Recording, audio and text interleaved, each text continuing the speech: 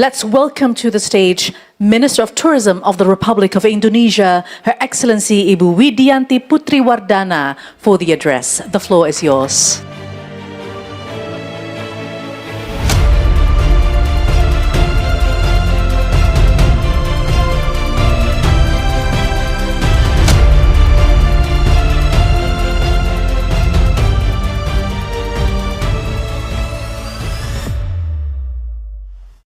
To the Honorable Minister of Health of the Republic of Indonesia, Mr. Budi Gunadisadikin,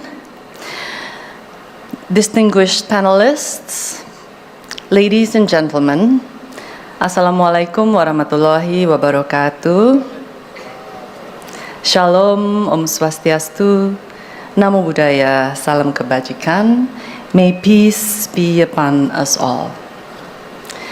Let me begin by expressing my sincere appreciation to the Coordinating Ministry for Infrastructure and Regional Development for advancing this critical conversation on infrastructure.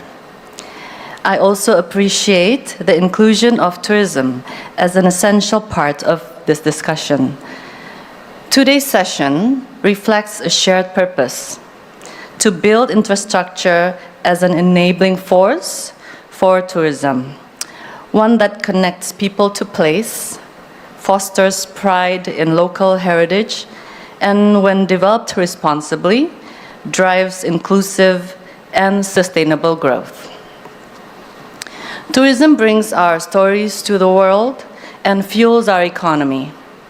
In 2024, tourism contributed just over 4% to the national GDP, driven by foreign and domestic travel, and supported the livelihood of over 25 million workforce.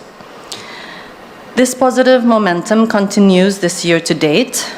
Foreign tourist visits grew 9.15%, while domestic trips by 23.2%.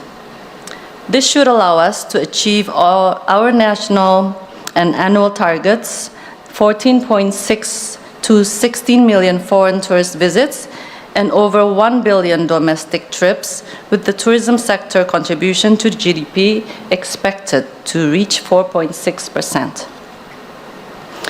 This goal is not far-fetched, as tourism contribution to the economy had nearly reached 5% prior to the pandemic. By 2029, we aim for tourism to contribute 5% to GDP, with a workforce of 29 million, driven by 20 to 23.5 million foreign tourist visits and 1.5 billion domestic trips. But growth alone is not enough. We must build tourism with intention. Tourism must be a force of equitable development and deliver long-term impact by becoming an industry that is adaptive, resilient, and sustainable. We all know that Indonesia is immensely rich in tourism potential, one of the world's most diverse in nature and culture. Our potential is truly unparalleled. In the Travel and Tourism Development Index, issued by the World Economic Forum, Indonesia's natural resources pillar scores outperforms the rest of the ASEAN countries. Yet, our tourism foreign exchange remains below of those countries, highlighting how much work lies ahead to unlock our full potential. A closer look highlights key areas requiring our attention, which is strengthening tourism infrastructure and services, as well as improving health and hygiene aspects, both of which are currently lagging behind the Asia-Pacific average. Our approach to infrastructure must be focused, measurable, and guided by a concrete plan. We have a detailed roadmap for each priority destinations in the national plan.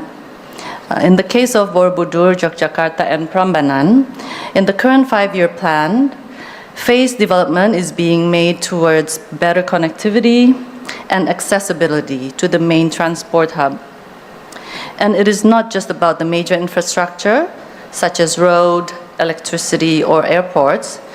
Tourism also depends on visitor-centric essentials, such as sanitation amenities, public facilities, and information centers.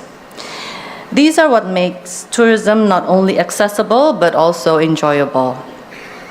Ladies and gentlemen, we fully recognize that infrastructure development comes with its own set of challenges. We have an inherent challenge from Indonesia's geography, the logistical difficulty having a vast archipelago, and many areas are remote and challenging to access. Infrastructure development is also layered and interdependent. Sanitation, for instance, relies on clean water access, which remains a challenge in certain destinations. Community readiness is also another crucial aspect, as infrastructure is only impactful if the people are prepared to sustain it. Investment gaps persists, which many investors possibly being discouraged by the uncertain investment climate and the long-term investment horizon. Moreover, execution challenges such as unresolved land status, compliance with environmental assessments should also be anticipated to ensure timely implementation. These are real issues, but not reasons to hesitate. They are reminders for us to plan thoroughly and act strategically. Infrastructure also opens new frontiers. It opens the new tourism themes that is growing in demand today, including health and wellness tourism. With this view, Indonesia developed the Sanur Special Economic Zone and Batam International Health and Tourism Special Economic Zones. These special economic zones are being designed to provide integrated health services in tourism settings.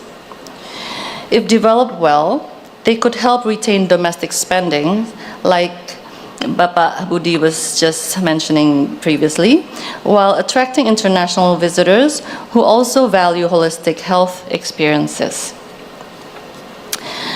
With its nature, culture, and healing traditions, Indonesia has what it takes to compete in the wellness tourism industry.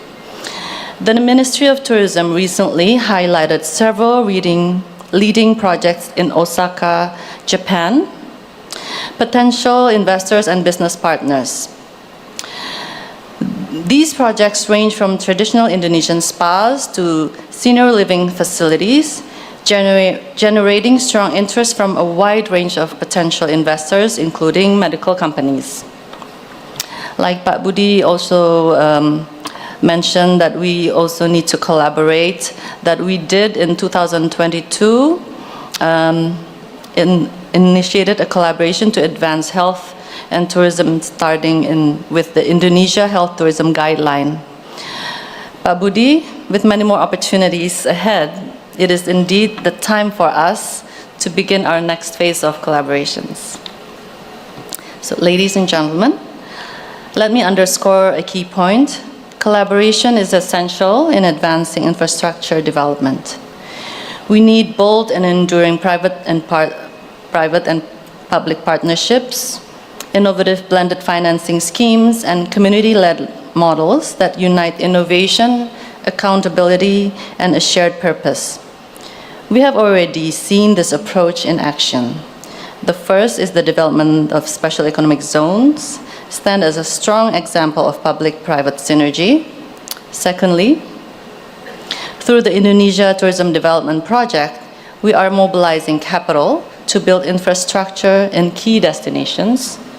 Thirdly, private sector contributions, like those of Nihisumba, demonstrated how business and philanthropy can collaborate to advance basic infrastructure. Through partnerships with the Sumba Foundation, they have helped expand access to clean water, support education programs, and reduce the impact of malaria in the surrounding communities. Fourthly, the community-driven initiatives like Kelompok Sadar Wisata are also being advanced, ensuring development that benefit the local community. The private sector brings agility, expertise, and scale. The government provides vision, policy, and safeguards. Only through collaborations we can build infrastructure that deliver lasting value. I look forward to hearing how we can explore and further advance these ideas in today's session. And ladies and gentlemen, at last, I invite all stakeholders to co-invest in Indonesia's tourism future. Indonesia is determined to transform its immense potential into tangible success. Join us in building infrastructure that is more for advanced tourism and our common prosperity. Thank you.